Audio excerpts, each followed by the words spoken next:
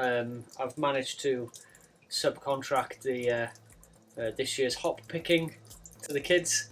Let's go check them out.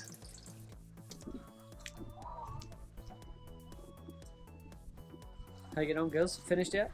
No. Good work. Oh.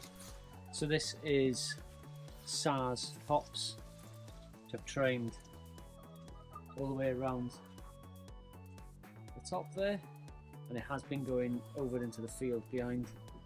Just trimmed another bit off. Keep the kids busy.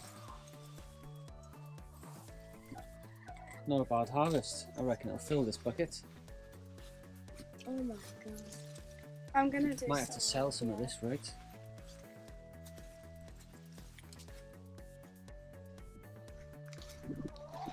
And over here we have Fuggles, which I've just let grow whichever. So we'll see it inside the coop as well. Yeah, not bad. Make one beer out of that, probably. Well, fair play to the kids.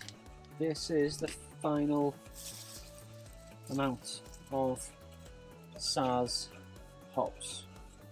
So 3/4, nearly a full 5 litre bucket. 5 litre? 5 gallon bucket.